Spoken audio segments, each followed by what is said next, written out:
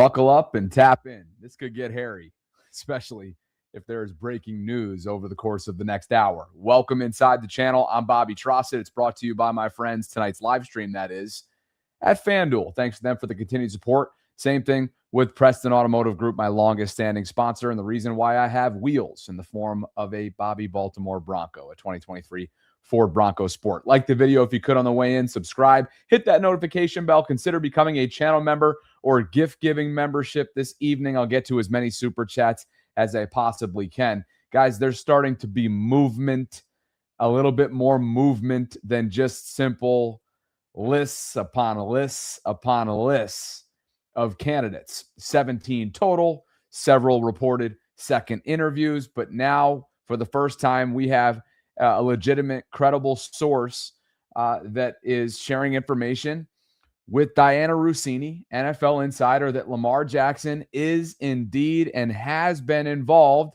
in different intricacies and part of the process in the Ravens' ongoing search for their next staff, for their next head coach, for their next offensive coordinator.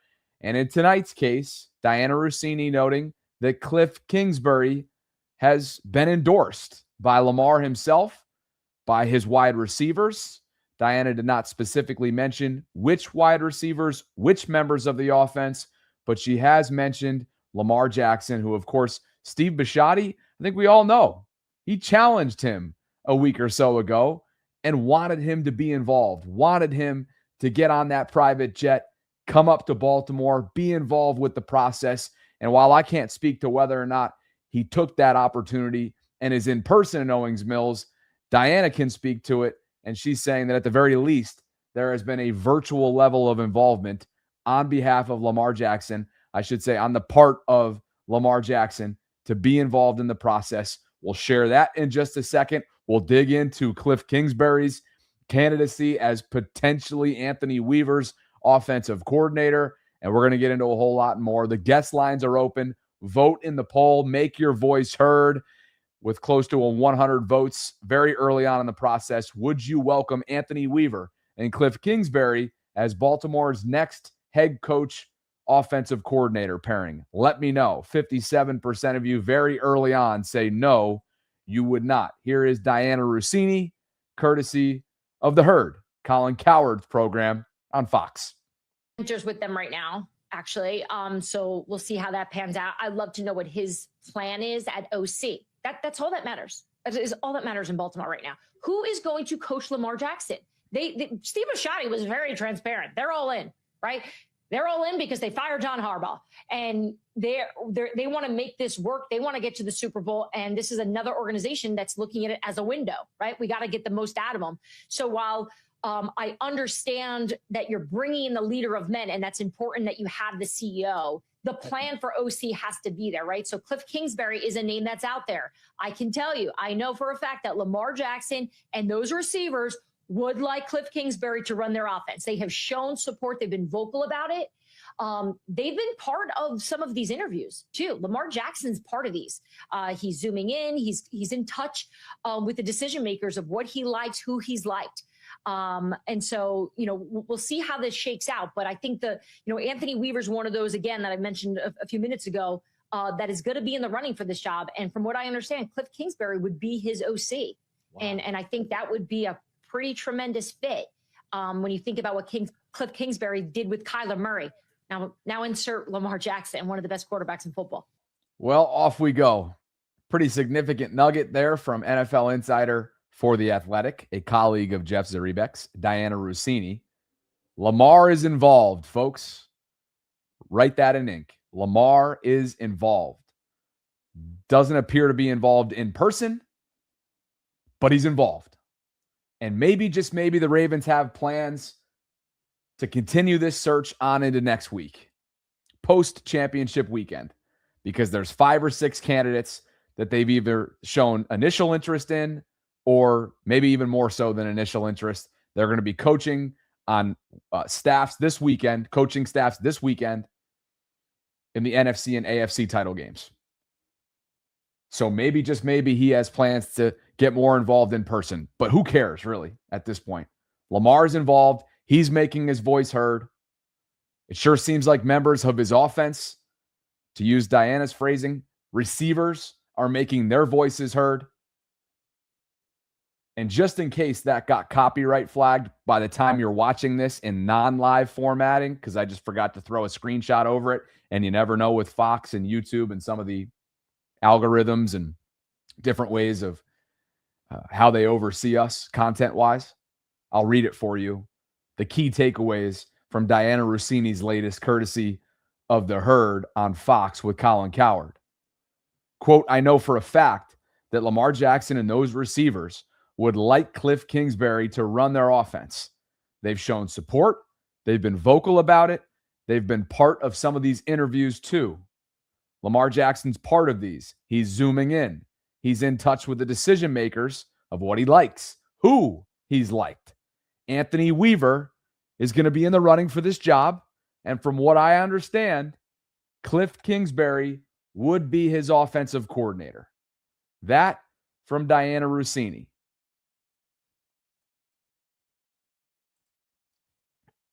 And I'm old enough to remember the friendship that absolutely still exists between Lamar and Marquise Hollywood Brown.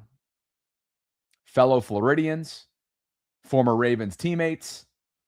They commuted together to M&T Bank Stadium. Best buds.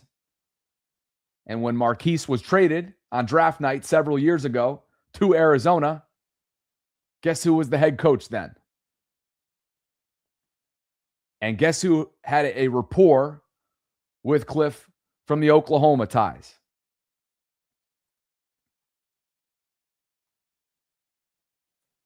Now, Cliff himself doesn't have any specific Oklahoma ties. That's where Marquise played his college football. But they're all interconnected, particularly given the overlap from Marquise's time in Arizona, where Cliff was the head coach from 2019 to 2022. He was fired there, went and worked at USC as a senior offensive analyst during the 2023 season, and then was just fired after 2 seasons as the offensive coordinator under Dan Quinn in Washington for the Commanders. He led a prolific offense with a prolific rookie quarterback a year ago and was competing for an NFC title way ahead of schedule just a year ago. Tanya wants to know, what does Marquise have to do with the Ravens? Lamar has a level of trust and respect for Marquise as a player. The only reason why I mentioned that was I'm sure they're still very much in touch, and it wouldn't surprise me if Lamar's maybe picked his brain a little bit in terms of Cliff's tendencies, Cliff's offensive philosophy, and just how that experience was working together during their time in Arizona with the Cardinals organization. As for what went wrong this year, what have you done for me lately in Washington? It starts and ends with availability. Jaden Daniels was not available for the most part. I've read reports that Cliff and Dan had 2 different philosophical visions for where they were going offensively as an organization. Ultimately, Cliff has shown the door after 2 seasons as the play caller down in D.C. Kevin Sheehan joined me weeks ago when Cliff's name first surfaced as a candidate. Was within the first few days when this search process first began. And just in case you missed it, I thought Kevin gave some good context into what went wrong for the Commanders, who did not qualify for postseason contention this season. Oh, injuries. They didn't have their starting quarterback this year. He played in basically 3 games out of 17, start to finish, completely healthy. Played in 4 games, start to finish in total, and participated in 7 of the 17. So when you lose your starting quarterback, and that starting quarterback is coming off the greatest rookie season in the history of the league, and he doesn't play, you're doomed from the start. And then they lost running back 1, wide receiver 1, wide receiver 2, wide receiver 3. They were without their starting guard, Sam Cosmi, who has been a Pro Bowler for the first 6 weeks of the season. The team was absolutely decimated with injuries, both sides of the ball. It was carnage, really all season long. And that's the biggest explanation for 5-12. What's interesting, Bobby, is that the offense, without its starting quarterback and then playing backup and then the third stringer for 2.5 games, Josh Johnson finished up the season. They actually finished pretty high in a lot of offensive categories. 4th in red zone offense in the entire league, 4th without their, key players, especially at the skill position spots. They were the 4th leading rushing team. They were 12th in yards per play. They were basically top half of the league, worst case, in every advanced or traditional statistical category. I personally think Cliff got so much more out of less this year. In some ways, this year was more impressive than last year, because last year he had Jaden Daniels healthy for not just, 17 regular season, but 3 playoff games, so 20 in total. And the quarterback was sensational. I think whoever gets Cliff Kingsbury is getting a really good offensive mind. I really do. Context that helps explain this year, which was a disappointing season in Washington. Kevin Sheehan, popular DC sports personality. And look, I see the chat. I see the poll so far. A lot of negativity, a lot of pessimism, perhaps a shortage of belief in Cliff Kingsbury. And that's all fine. You guys are obviously entitled to your opinions. But if Diana's reporting correctly here and accurately regarding Lamar's involvement, 1, regarding Lamar's influence, 2, and regarding Lamar's interest, 3, and he, along with his teammates, with specific receivers mentioned by Diana, not by name, but that position, and they're endorsing Cliff and his offensive philosophy and their desire to have him coordinate this next evolution and this new era of Ravens offensive football. You got to take that for what it is. So again, if you're just tuning in tonight, Diana Rossini is reporting that she knows for a fact that Lamar and those receivers would like Cliff Kingsbury to run their offense. That is a direct quote from her recent sit-down earlier today with Colin Cowherd.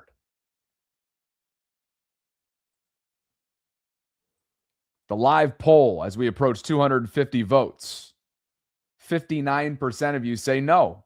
You would not welcome an Anthony Weaver / Cliff Kingsbury head coach offensive coordinator pairing. 42% of you say yes, you would. Go ahead and vote.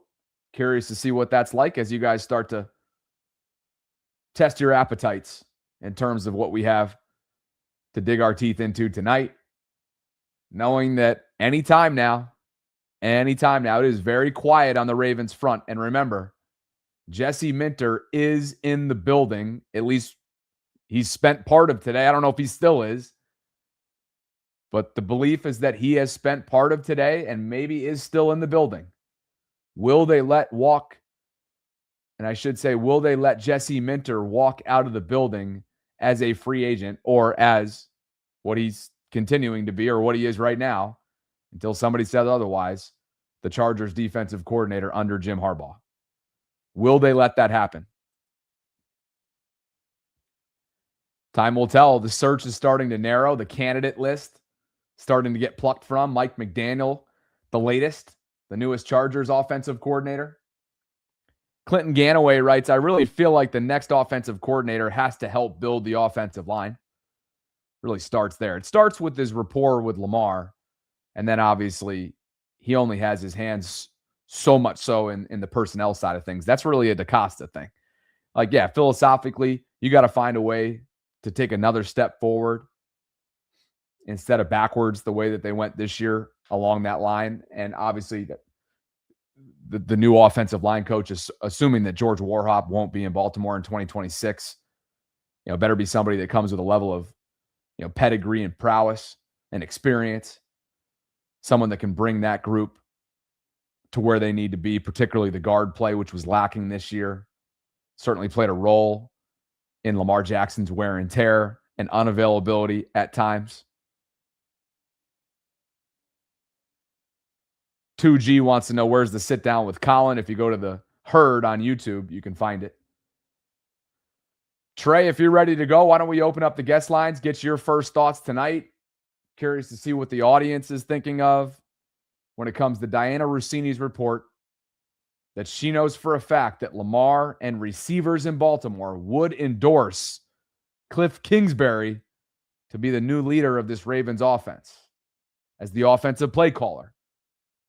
And Diana also believes that Anthony Weaver would come along with him as the head coach and a return to Baltimore, where he was once a player, where he was once an assistant under John Harbaugh several years ago. Guest lines are open. If you'd like to share a thought, you know the drill. Click on the link that I have included in the show notes. I should say it's a pinned comment right now in the live chat. And again, tonight could get hairy should news come down before we finish up this live stream. So you will see me panning back and forth from my second screen. You just never know. It's been very quiet on the Ravens front, aside from this Diana report, which was earlier today on Colin's show. And when there's quiet, there's questions. And when there's questions, sometimes there's activity. And when there's anxiety, which I'm sure there's plenty of it out there from you guys, sometimes there's change coming and news coming down the pike. Who knows? We'll see. For all I know, we could still be having this conversation spanning well beyond championship weekend. Time will tell. 90 seconds on the clock. Appreciate you guys for being with me. Trey is in Columbus. And you guys know what I'm asking tonight. We're approaching 300 votes. Would you welcome an Anthony Weaver, Cliff Kingsbury pairing? Weaver as the head coach, Kingsbury as the offensive coordinator. Trey, welcome back, brother. Your thoughts tonight? My thoughts, man. Would I welcome that? I accidentally selected yes. I wouldn't welcome it.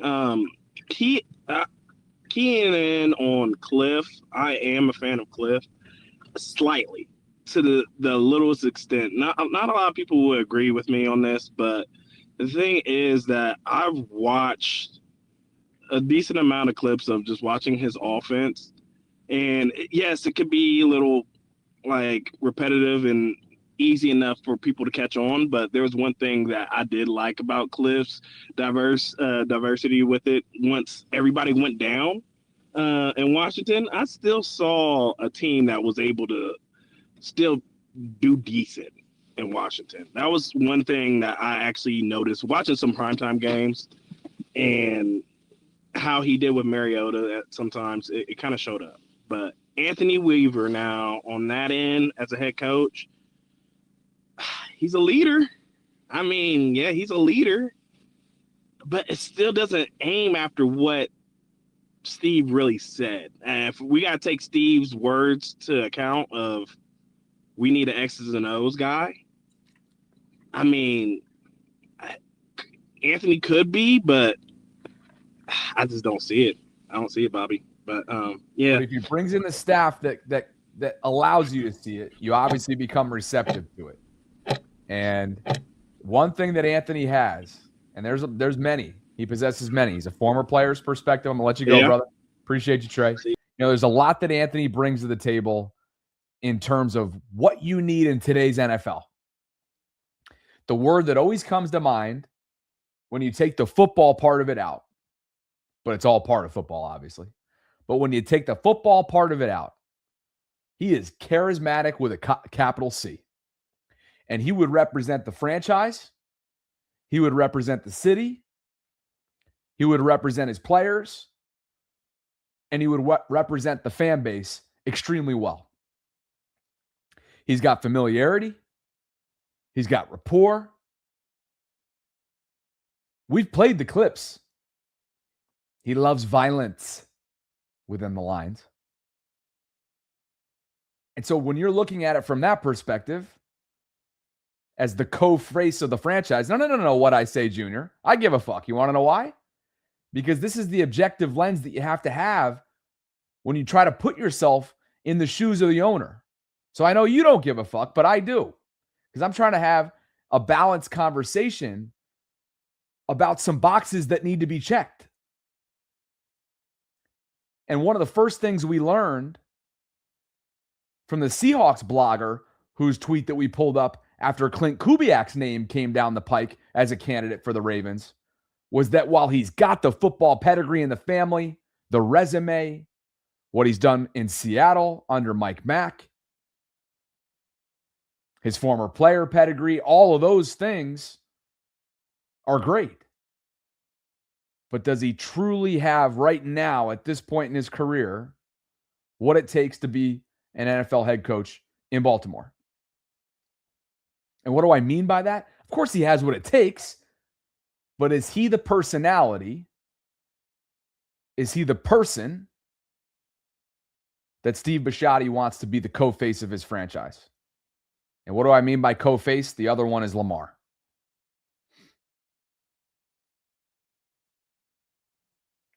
I think Anthony Weaver checks a lot of those boxes.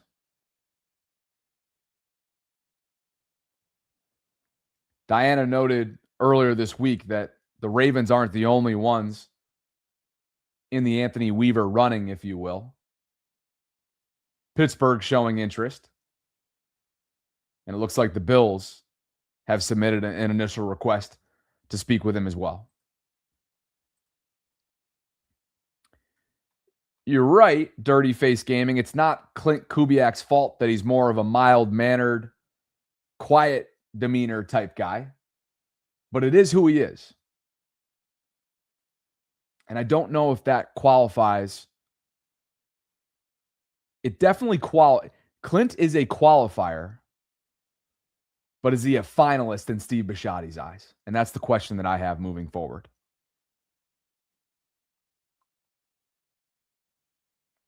There's nothing about his football background that you question. There's nothing about the Kubiak name that you question. There's a lot more to the head coach role, though, than all those things that I just mentioned. Over 1,500 concurrents and counting tonight. I appreciate you guys for being with me. I realized I set this stream for noon. That obviously was not the case, so sorry about that. And who knows? We could be on later on, should there be some wee hours news that drops overnight. Or maybe, just maybe, this is all premature and the Ravens have absolutely no plans to finish this search prior to the weekend. To be quite honest with you, I don't know. What I do know is that FanDuel is sponsoring this program all of 2026. I'm thrilled to have them on. And it looks like we are about 30 minutes away from tip-off at MSG, a little bit of NBA betting, some same-game parlay bets that the Nets and Knicks game has in store for you on FanDuel. That's sportsbook.fanduel.com. Looks like they got a little in-city showdown. That's right, crosstown showdown. Michael Porter Jr. brought over from that trade with Denver. His over tonight is set at 32.5 combined points, rebounds, and assists. Cat's on here as well. Josh Hart, Nick Claxton, go check it out. It's not just NFL. We focus on NFL for the most part because that's what we're talking these days as we get ready for championship weekend. And it's not too early to take a look at the Super Bowl 60 odds. Looking forward to going to be out there in San Francisco from February 1st to February 8th, working my third Radio Row event. Looking forward to that. But Seattle is the favorite going into championship weekend to win it all at plus 145. Rams plus 220. It's going to be a hell of an NFC title if it lives up to the billing on paper. New England plus 240. And Denver with Jarrett Stidham having lost Bo Nix. If you haven't already checked it out yet, by the way, Bo's Instagram post. Oh, first one since he fractured that bone in his ankle. Heartbreaking. Wish him the best in his ongoing rehab moving forward. But Denver, long shot, plus 1,200. Wouldn't that be something? Sean McVay's best win of his career, needless to say, if they find a way to pull it out coming up on Sunday night against the New England Patriots and Mike Vrabel. Well, if you're just tuning in, Diana Rossini is noting that Clint Kubiak, Too many Ks. Cliff Kingsbury has been endorsed by Lamar Jackson and receivers in Baltimore. Which receivers? She doesn't mention them specifically by name. But Cliff just spent his last 2 years with the Washington Commanders as Dan Quinn's offensive coordinator. Prior to that, he was a offensive analyst after being fired by the Arizona Cardinals. Spent the 23 season with USC. And again, from 2019 to 22, he worked with Kyler Murray and the Arizona Cardinals as their head coach. Did not go well in his favor in terms of win-loss. He was 28, 37, and 1 over those seasons, including 0-1 in the postseason. He's got a decorated resume, particularly during his time at Texas Tech, where he was the head coach from 2013 to 2018. And funny enough, he coached another candidate that the Ravens have spoken to in Davis Webb, who's the quarterback's coach in Denver, pass game coordinator as well under Sean Payton. Guy turns 31 tomorrow. It's insane. Talk about a fast riser, fast track. That's Davis Webb, certainly. Update on the poll as we approach 400 votes. Would you welcome an Anthony Weaver, Cliff Kingsbury head coach OC pairing?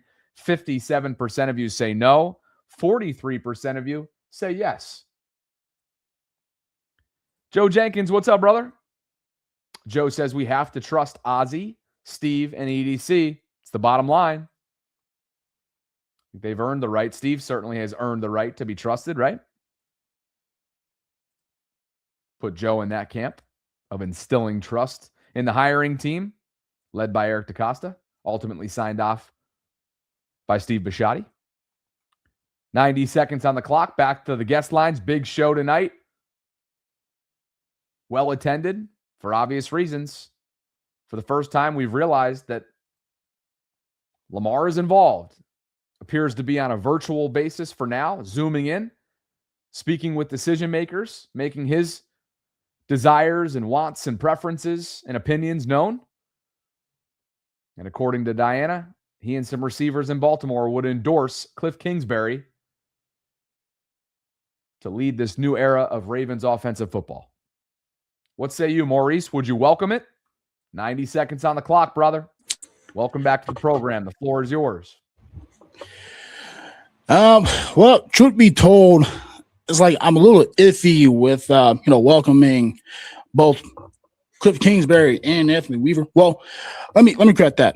I wouldn't mind bringing in Cliff Kingsbury as our offensive coordinator. Now, in the case of Anthony Weaver, on the other hand, I'm not really open to welcoming him as a defensive coordinator. Now, honestly, if I was to welcome Anthony Weaver back on the coaching staff, if I got to be honest, I would welcome him in as our defensive lines coach. Now, if you look at Anthony Weaver and where he started in his pro coaching career, he actually got his first big break with the Buffalo Bills back in 2013 as a defensive line coach. But now, and also we look at Cliff Kingsbury and where he started. If you look back at his time at Texas Tech, funny enough, he was actually coaching up Patrick Mahomes back then. And then, he will go over to Oklahoma, and then he will coach up Kyler Murray, and then he will follow Kyler Murray to the pros, to Arizona. So one thing that is well documented is that Cliff Kingsbury has had his fair share of success in terms of coaching up mobile quarterbacks. So who knows? Maybe, pairing up Cliff Kingsbury with Lamar, it could probably help give this offense the extra push that they need. But then again, the ball is in Steve Bisciotti's field, so that is the decision that only he himself can make. But we'll just have to see where it goes over the offseason and where we say that. But, anything is possible in the NFL. It's a business at the end of the day. So we'll just have to wait and see. Thanks, brother. Appreciate you.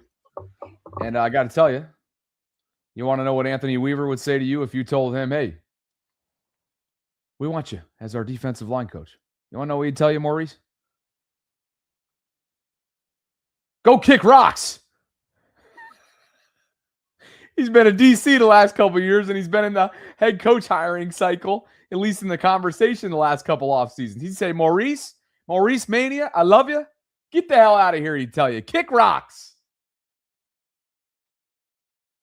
Well, prepare to be severely disappointed, some of you out there, because we've got some breaking news, and it has nothing to do with the Ravens. This will break some of your hearts. This has to do with, according to a certain percentage of my audience, a certain percentage of this crowd within the Ravens fan base. This has to do with a man that I think would be categorized as a darling. He was a darling. Let me pull it up on the screen. The darling is heading back to Minnesota. Brian Flores has agreed to a new contract extension, which was up. It was expiring. And Brian Flores is going to rejoin the Minnesota Vikings in the same exact role that he's served over the last 2 years. The Ravens interviewed him initially over a week ago. Pittsburgh was interested in him for its head coach vacancy. Perhaps they're going to go in the direction of a Mike McCarthy or a Chris Shula. But Brian Flores is sticking in Minnesota. So you will not see him in the AFC North. You won't see him with Pittsburgh. You won't see him in Baltimore. He is going back to Minnesota.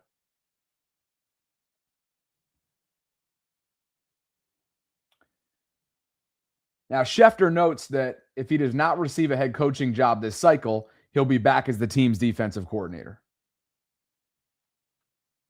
I mean, that's basically all but confirmed, right?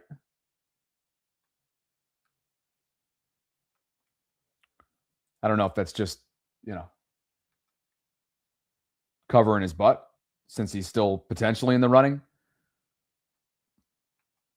But he signed a contract. I think he knows that this is not the hiring cycle for him. So it was a good run, and he was a popular candidate out there within some circles, and he's a hell of a defensive mind. Ultimately, the NFL has spoken again. The vacancies, the ownership groups, the hiring teams have spoken. And Brian Flores is not the guy this hiring cycle. Doesn't take away from his defensive prowess. Doesn't take away what he's successfully done in 2 years, turning around the defense in Minnesota. Doesn't take away from what's worked really well under Kevin O'Connell.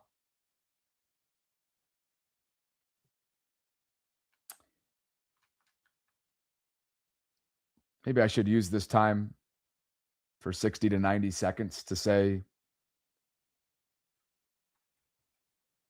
anybody want to apologize?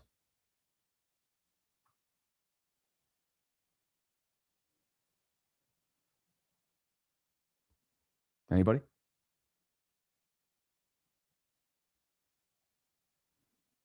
We could wait. Dre, no, you don't. And don't go there now in the live chat. Remember, it's not happy. It's not sad. This is right in the middle. It's right in the middle. The live chat is reacting accordingly after that one, isn't it? Come on now. And the only reason I would call for such a thing, yes, which is obnoxious, yes, which is a little petty, is because it got pretty loud over the last couple weeks when I was doing my best, as I always try to do, to give you my objective take on various aspects of the league, various aspects of the team that you guys so passionately love and admire and invest in. And yet, I took a lot of flack. A lot of flack. This is not to victory lap around Brian. This is not to demean him. This is not to do anything other than revisit the conversations that I've been harping on for weeks in terms of what I felt like hurt his candidacy. So one final time. I'll wait. I will. I took a lot in here. Pause. I did. I took a lot. Yes, I did. But congratulations to him on a serious note. He gets an extension in Minnesota, continues to build on what they're doing there. They're going to try and build around J.J. McCarthy. His side of the ball is a bunch of dogs. Brian's a dog himself. And this won't be the last time, I don't think, you'll hear his name in a hiring cycle. Kaifi Profin, I'm going to ban your ass because I hate that emoji that you're using right now in the live chat. Call in and share a thought. The guest lines are popping right now. Waiting room is cooking. And we have some breaking news. We're talking about Brian Flores. The whole show tonight is built around, obviously, the Diana Rossini reporting nugget from her segment earlier today on Colin Cowherd's show. She's hearing that Lamar is involved and that Lamar and Ravens wide receivers would endorse the idea of Cliff Kingsbury taking over this new era of offensive football in Baltimore as the play caller. So that's what the show is about. We're going to pivot here. I think naturally we're going to pivot and talk a little bit about Flores and Brian going back to Minnesota. Thomas Blueprint says nothing hurt his candidacy. He just went back to his team. Thomas, call in and share why you feel that. Somebody's in the waiting room called Not Biased Bobby, and in terms of chronological order, you're up next. Who the hell are you? I have a feeling I know who it is. I do. And he just turned on his camera. I know who it is. Thomas, genuinely, call in. Let's go. 90 seconds on the clock. Reacting to breaking news. Brian Flores back to Minnesota. Next defensive coordinator. I should say, continuing his role as defensive coordinator under Kevin O'Connell. He signed a contract extension. The deal was expiring. Set to expire. Chef Trez is in the house. You already know who it is. Dream says Flores was my pick. I don't care who they hire now. Dreams, it's over. He's like, just take me out of my misery. Fair enough, Quion. Thanks for the super chat. For all we know, Jesse Minter is still in the Ravens building, by the way. Maybe they've moved on to dinner at this point. Maybe they're talking formalities. I don't know. And just as I'm about to bring Chef on the program, he leaves the guest room. The hell's wrong with this guy? Tom Pelissero with some more notes on the Brian Flores discussion. He's one of the NFL's top defensive minds. That's undisputed. With his contract up, he had interest from numerous teams as a DC and interviewed with the Commanders. Now the only way to get him out of Minnesota is as a head coach. So it's not over yet, but he signed a contract with Minnesota. Pretty good fallback for him if he has to fall back and if he is indeed frozen out of this hiring cycle at the head coach position. I guess Raven Madness hasn't been tuning in lately. Raven Madness writes, why, Bobby, must you be so passive aggressive? You look like an ass. This is how it goes, right? This is how it goes. There's no winning. I forgot. There's no winning. But you guys are what make this go, so I guess I just have to bend the knee to you all. Raven Lunatic writes, I wonder what D-Hop thought of Cliff Kingsbury in Arizona. Is he one of the receivers Diana is referring to? Well, he's not under contract in Baltimore after this season, after this league, once the new league year begins. So he's somebody that had to decide on in free agency. But yeah, they did overlap, right? Did they overlap? I believe they overlapped in Arizona. Rodrigo, what's going on, Rodrigo? Do you think that Davis Webb as head coach, Cliff Kingsbury as offensive coordinator duo is possible? I'd rather have that than a Weaver-Kingsbury duo. I don't know. To be honest, I don't know. I'm just going off of what Diana's noting here in terms of what she's hearing, that it would be a Weaver-Kingsbury pairing. Weaver as the head coach, Cliff as the offensive coordinator. That's just what she's reporting. So I don't know. I'd be bullshitting you if I told you otherwise. But Davis has a level of intrigue. I don't know if this is the year for him, being that he is super newly minted and super young. But damn it, does he have a unique, he's unique. He's got the former player's perspective, both at the collegiate level the backup level at the NFL level. And he's just risen the ranks quickly in Denver. And of course, Bo Nix has gone on to have some pretty darn good success under his tutelage as well, since he's the Denver Broncos quarterbacks coach and pass game coordinator, and believed to be kind of an analytical mind. And my friend Zach Bai, who joined us a couple weeks ago, shared a pretty cool story of how he took on Sean Payton in an in-game sideline reaction last year. Sean's not exactly an easy guy to go up against in terms of personality. Shows you a little bit about moxie. I think Davis has moxie. To the guest lines we go. 90 seconds on the clock. Anything you want to talk about, whether it be Brian Flores going back to Minnesota for the moment, or today's report from Diana Rossini. Get another super chat in before we get back to the waiting room. Trey says, dinner time. I haven't had crab cakes in a while, Eric. Hashtag purple mint. You go enjoy those crab cakes, Trey. Get it done. Nothing like a Baltimore crab cake. Get that right, chef. To the guest lines we go. 90 seconds on the clock. Your thoughts. Take it from here. Bobby, see, this is why people say you biased, man. Because how you going to get up here and have a little victory lap or whatever about Brian Flores, but as soon as Salah went to the Titans, you were like, we covered it once on the vault. That's it. That's all I got. You're damn right. You're damn right. I mean, how you gonna take a victory lap? lap, but like not have the same energy for Robert Salah, man? I need you to have the same energy for what you knew, the dialogue, the discourse that was going on in my live chat. You know damn well what it was. Oh, absolutely, absolutely. I mean, I'm not saying I partook in any of that, but I'm just saying. No, I know. And you never would. You gotta call a spade a spade. I mean, you got two different clips that came out for the Brian Flores thing. Yeah, there was whatever Tua said.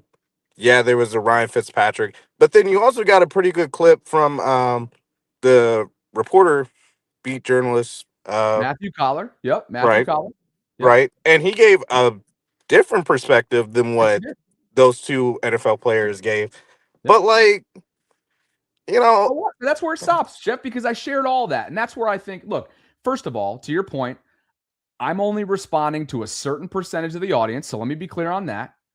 And two, yeah, I mean, this is my chance to remind everybody why I shared the perspective that I did, that went unheard. It went unheard by a certain percentage.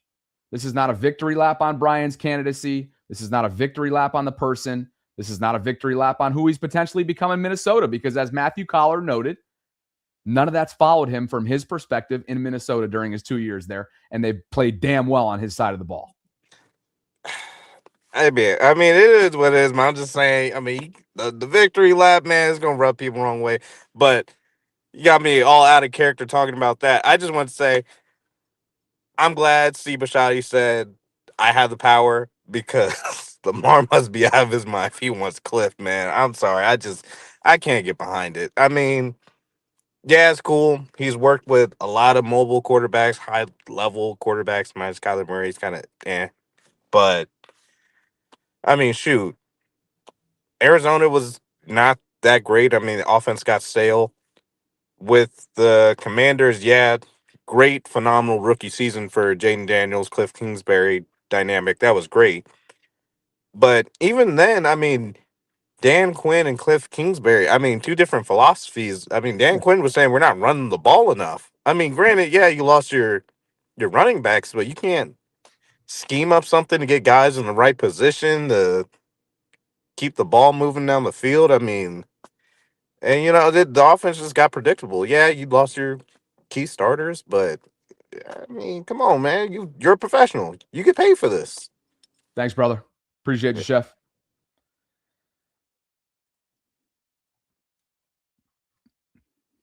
Breaking news is that Brian Flores is returning to Minnesota for the time being. He signed a contract extension. It was set to expire, that deal in Minnesota, after 2 years as the DC under Kevin O'Connell.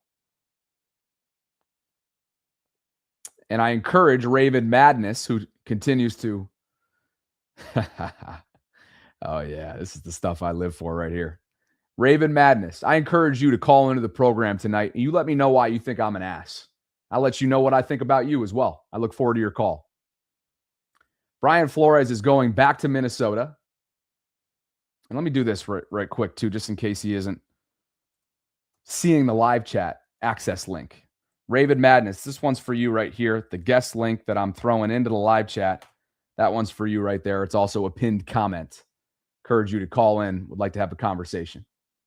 Guest lines are open, reacting to a number of things tonight, including the Brian Flores news. You can take him off the list for the time being. I suppose there's still a chance out there that one of these teams could inquire and pursue him for head coach services, but he has signed a new contract extension to return to Minnesota under Kevin O'Connell as the defensive coordinator, where he's been the last couple months, or excuse me, the last couple years. Wes, talk to me, brother. 90 seconds on the clock. What's up, man? I'm a little disappointed Flores is off the board, but I am relieved that he isn't going to Pittsburgh. Because I remember telling you that was one concern I had, that he was going to go to Pittsburgh and get the best out of them, and they would be a tough bunch. So a little relieved there, even though I'm disappointed we probably won't get him as a head coach. I'd be really disappointed if we got a Weaver Kingsbury combo at the head coach OC. I don't know how, like, if we're going to get offensive coordinator who does an air raid system, yet we're constantly bitching about how we weren't running the ball enough during games. I feel like that's kind of counterproductive. We need somebody who can lean into our strengths, and we just don't have the weapons and the receivers to properly run a pass-heavy air raid system. We just don't. We have an aging Mark Andrews. Zay Flowers is good, but he doesn't know when to just run in a straight fucking line. Bateman can't run through a 17-game season without missing 3 or 4 games.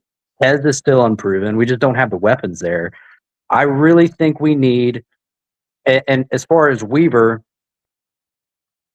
I really don't want another CEO coach. I want somebody who can call plays on one side of the ball together, because whenever you have a John Harbaugh or a CEO and you're constantly going to have coordinator turnover one way or the other every couple of years, you can't get consistency on one side of the ball. If we were to get like a Mentor or a Kubiak, we would only, in theory, have to worry about losing one coordinator at a time. So only one side of the ball would have to deal with that kind of turnover. Thanks, brother. So that's Appreciate just the call, Wes. Thanks, See, man. Guys, a number of things that we're reacting to tonight. The show is built around Diana Rossini's reporting that, as Wes just mentioned, she knows for a fact, according to her, that Lamar is, one, involved in this process virtually via Zoom, and 2, endorsed along with other receivers that went unnamed by Diana, that they would welcome the idea of Cliff Kingsbury leading a new era of Ravens offensive football at the play caller position, meaning offensive coordinator. In other news, as of just the last 20 minutes or so, Brian Flores has just signed a new contract extension to remain the defensive coordinator with the Minnesota Vikings. So for the moment, assuming that Baltimore, Pittsburgh, or any other vacancies that remain, which I think is 6, right? Is it 6? I believe 6 vacancies as of right now remain out there, that the Ravens won't have to worry about him in division. And perhaps those of you that didn't feel like he was the best candidate at the head coach position, I know there are plenty of you that did feel like he'd be a good candidate, but those of you who didn't, you don't have to worry either. So maybe it's a win-win for some of you. Others, it's like, damn, like Dream said, that was his guy, and now he doesn't even feel like he cares about where they go, which direction that they go. The direction that they go in, by the way, could very well be in the building at the moment, because Jesse Minter is believed to be there today in Baltimore in person for a second interview. Guest lines are open, 90 seconds on the clock. Appreciate you guys for being with me tonight. Originally, the question was going to all be about the pairing that would be Weaver and Kingsbury as a head coach OC duo. But obviously, you can take it in whatever direction you guys feel inspired to do. There are 600 plus votes and counting on the Weaver-Kingsbury pairing. 55% of you say, no, I wouldn't welcome it. 45% that is, say, yeah, I would. Off we go. Back to the guest lines. Dre, welcome to the program. Take it away. What up, bro? Can you hear me all right? Yes, sir. All right. So for me, Flores is still available, possibly still available. So we'll see how it goes if he decides, or if a team, Ravens or just Steelers right now, decide that they want to retain him or keep or bring him in as the head coach. As far as Weaver and Kingsbury, I've been a big Weaver fan since the vacancies popped up. So I'm with Weaver. I think a lot of people want to get away from the Harbaugh tree, so to speak, but we're contradicting because we want guys like Kubiak and Mentor. So it's like, how far do you want to be from the Harbaugh tree? You know what I'm saying? Like, and I think we got to realize that these guys are smart. Weaver is a smart guy. Mentor is a smart guy. They will know the fan base had a distinct, there was an element of the fan base that had a distinct disdain for the way that Harbaugh did things. So they're going to know that coming in. And the last thing I think that we're going to see is, whether it's Mentor, Kubiak, Weaver, the last thing we're going to see is head coaches not be visible, not be honest, not be, forthright with the media, respecting the fans. But just as a curveball, we might see Mentor, head coach, Weaver, DC, and Kingsbury, OC. That could happen because still in the building. So let's see.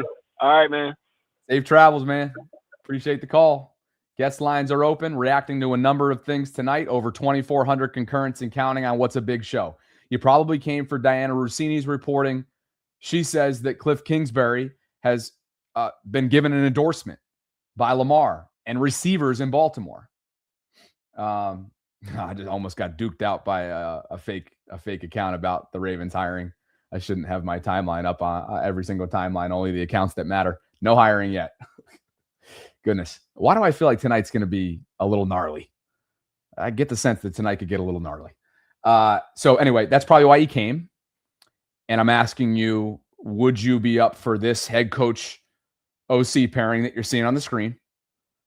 And then if you have any thoughts to weigh in on related to Brian Flores' contract extension to remain the DC in Minnesota, feel free to dive into that as well. Kobe Pruitt writes, who's in the lead right now? I just got on. Your best guess is mine, brother. They are as tight-lipped as anybody. And I guess if I were to give you a finalist list, Minter's obviously in there. Perhaps he's the leader in the clubhouse. You got to throw Weaver in there. There's a lot of smoke around him right now. They've had a second interview with him. The second interview finalists are obvious. Like, you have to keep them you have to put them in your finalist list right now. Now, the funny thing is to be talking about finalists, knowing this could potentially go into next week, spanning beyond championship weekend, leading you to believe that somebody in that field is of interest to them. Is it an outside the box type hire with Davis Webb, no previous play calling experience? Is it a Rams assistant under McVay? Reports are out there that Pittsburgh's interested in Chris Shula. Would the Ravens be interested in bringing him in next week? It's fascinating. But genuinely, I do not know who's in the lead right now. The easy answer, I guess, is Minter. Apparently, Wikipedia has already got him as the Ravens head coach. But Jesus. Dreams writes, the Harbaugh tree is about to haunt Baltimore. Can you tell Quion's a little bit scarred? Trey says, how is biting Mike McDonald? Who's biting Mike McDonald?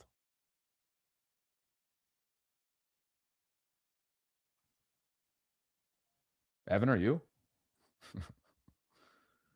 Mike Mack spoke today in advanced preparations for the second championship game that he's been a part of at the NFL level.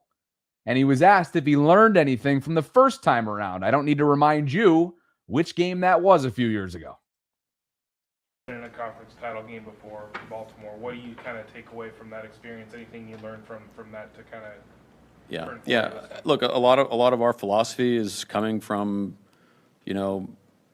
our experiences, right? That's how you generate, these thoughts on things, and so that has helped shape, why we do what we do, why we treat it just like another week. There's some things we took away from that game that you kind of said, okay, if we were going to get there again, we'd handle it a little bit differently. From my perspective, not from like how John built the week or anything like that. It's just how you want to get your team ready to go.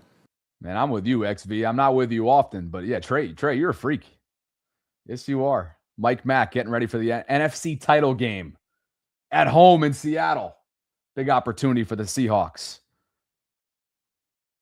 Okay, there's a autocorrect issue, I think. He says it's not haunting Mike McDonald. Certainly, and he's part of the Harbaugh tree, isn't he? Yes, he is. The most notable part of the tree, perhaps. Lyle writes, they are going to hire Clint Kubiak. They just have to wait because the Seahawks are still in the playoffs. I have my doubts about that, Lyle. I do. I have my doubts about that. For reasons outside of like the football realm. I'm talking about and again, it's not to say he's a bad person. Clearly, the Kubiak family's bomb. They're awesome. I'm sure he's going to get his opportunity. Same thing with his brother Clay. But is he a natural leader for the head coach position in terms of what Steve Bisciotti wants? That's my big question. Really nothing against Clint himself at all. Resume speaks for itself. He has hopped around a lot, certainly. So maybe some questions when it comes to football in terms of staying power and evolving and adjusting.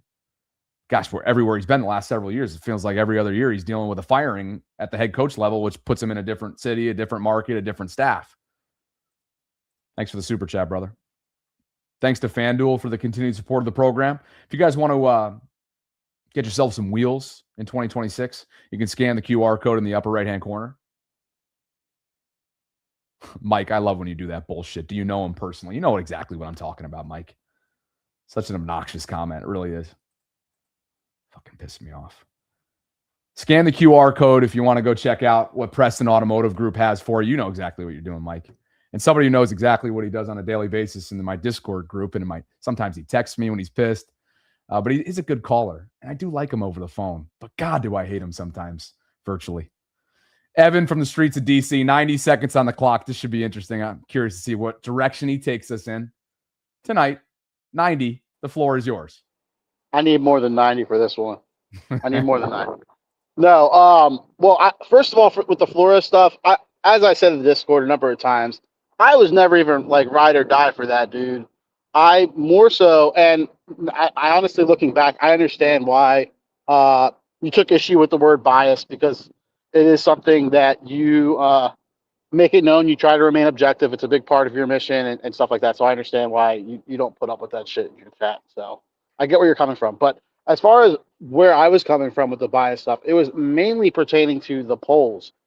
And the reason I wanted Flores in the polls was I wanted to see whether opinions on him have changed over the weeks, where we learn more about Mentor and we learn more about Kubiak and we learn more about all these other guys. And we kind of never got to see that, because in those first two polls, when you had Flores in there, he was getting 60%, high 50s. So I just wanted to see, selfishly, I wanted to see if that had changed. But anyway, moving on from that, as this process kind of keeps going on. Can I pause you for a second? Because I think it's a good time for me to welcome the feedback, accept the feedback, knowing that the audience voice matters. And in the future, finding a blend between what I feel is the most realistic, objective view of options to give you in a poll, right? For what I think is the most real life scenario that has the best chance of unfolding versus, hey, the fans are speaking, whether it's the vocal minority or not, right? And finding a way to blend the two and balance that out moving forward. I gave you an extra 20 seconds on your clock. Go ahead. Thanks, Bubba. So anyway, as this process continues to develop or whatever, like I'm kind of getting to the point where it's just like, I don't really give a shit. I'm going to trust whoever the hell they bring in. We were talking about a video from Amon-Ra St. Brown in the Discord addressing fans getting all hot and bothered by the offensive coordinator they brought on. And he's just like, y'all don't know what the hell you're talking about. You're not here for the interviews. you know that Dan Campbell's a smart fucking dude. So just you got to trust the process. And I think while I didn't really like the way he addressed the fans, I think there's a lot of truth to that. That being said, I do not really like the Weaver hire. I don't. It's strictly vibes based. I prefer a guy like Minter. I definitely take if Lamar and Zay and all these guys are cool with what's his name, Cliff, then though he wouldn't be my first choice, I'm gonna trust them too, and I'll ride with them. So that's what I've got. I know people are probably gonna disagree, but this whole thing of like, oh, if we hire this guy, we're gonna lose, and we're gonna be. It's just like, what? Slow down, calm down. Let's see what's going on here. Thanks, brother. Appreciate you, man. Yeah, man. Stay safe out there on the district streets. It's a good point, right?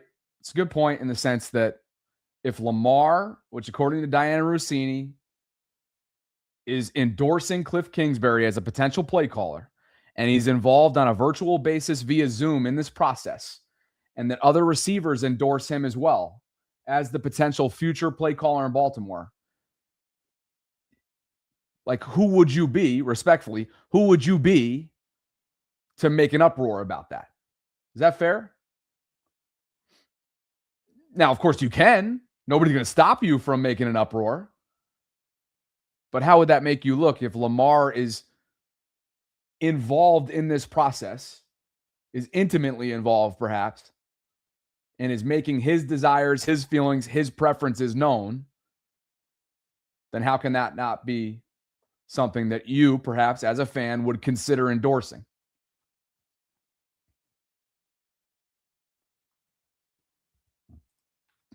Rant and Raven Pod says Kalshi just jumped to 93% for Minter being named head coach.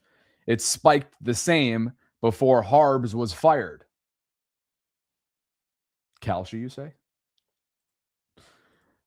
This was what it was maybe like 20 hours ago or so, 24 hours ago. 72%.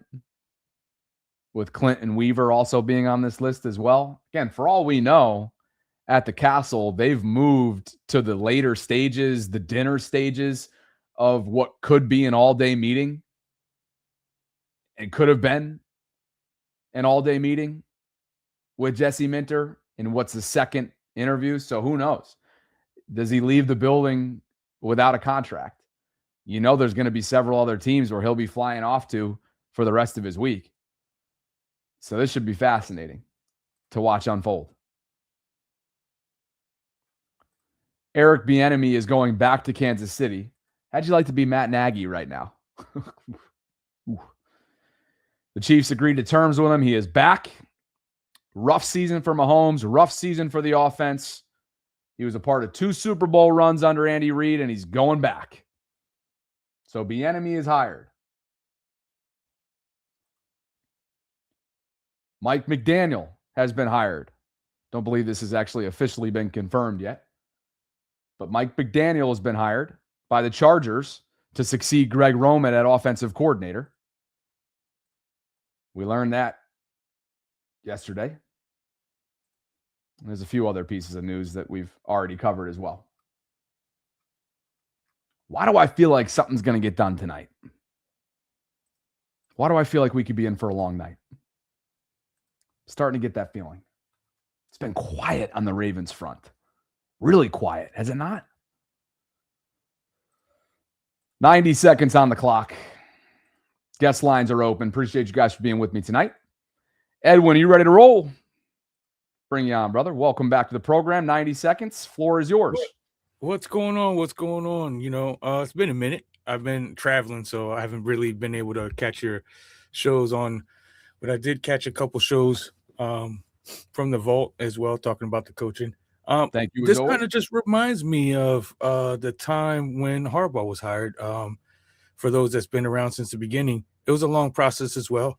They were narrowing down the different candidates, but it was a far less stable of coaches available at that time, where we have a large stable of coaches. I think as people think the process is going to think, I don't think a decision is going to be made till probably the week after the Super Bowl, I'm thinking, just because of the fact from the press conference, they were talking about they were going to do the Zoom calls for all the candidates. And then they were going to narrow it down to like 5 or 6 to do in-person interviews, which I see that they're starting already to schedule those. And then I think that's going to narrow it down to a smaller crop, which then they're going to do a third interview before they decide. I kind of think that they want to do this before the combine, so that way the staff can be in place, getting ready for the draft and whatnot. So I you better kind be of doing it before the Senior Bowl. Oh, well, yeah, definitely. As soon as possible. Yeah, I mean, sure, but I mean, you still got teams that still got coaches on their staff. I mean, are they worried about? Are they good with the 16 that they got? Did we get any other additions? Do you have any kind of?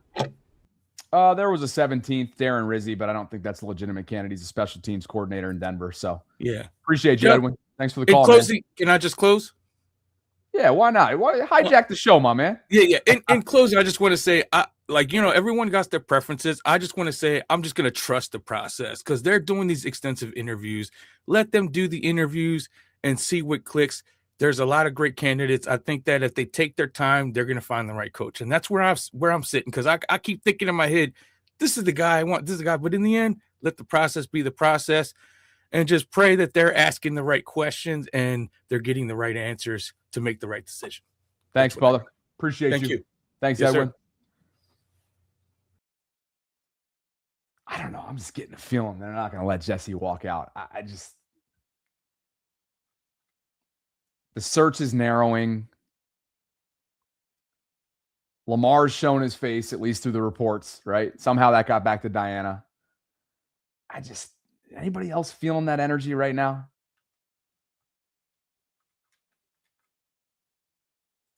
Something about it. Tyler Burnside says, get Jeff on the phone. He's hiding. Jeff's probably working the phones. The guy's been on the phones nonstop. Guys, join the Discord group if you haven't. There's going to be chatter in here all night long as this search process continues. It's a 24/7 hub for conversation surrounding Baltimore sports. Yes, Mike, I'm live right now. Hopefully you joined the program. We've talked Brian Flores. We've talked Cliff Kingsbury and Anthony Weaver, Lamar Jackson's involvement. It's a 24/7 hub for conversation surrounding Baltimore sports. 1,180 members and counting. Help me get to 1,200, could you? It's free. Join the community. Great way to interact with everybody, including myself. I've been in there a lot lately, mixing it up in some cases. Gonna have to hold for now. The rest of that waiting room, I got to leave you guys on red, unfortunately. I'm going to get back to you. We may be live again tonight. Who just became our new Discord member? Welcome to CCM 4L Cruddy. What's up, Cruddy? Appreciate you, brother. Rest of the waiting room, I hate to leave you on red. I hate to leave you with blue balls, but I will tonight. We may be back later on. I'm getting the feeling. I want to make sure that I'm potentially in play. If there is set to be breaking news, I want to make sure that I can do whatever I need to do in order to do that. And I've already gone 60 plus for you. So thanks for your understanding there. Thanks to FanDuel. Thanks to Preston Automotive Group. Buckle up. Keep your notifications on. I don't know. I'm getting a feeling that I feel like I need to be prepared for a second show tonight.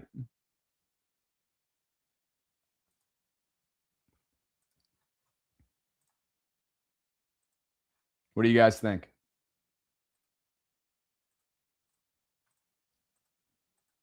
That's my plan for now.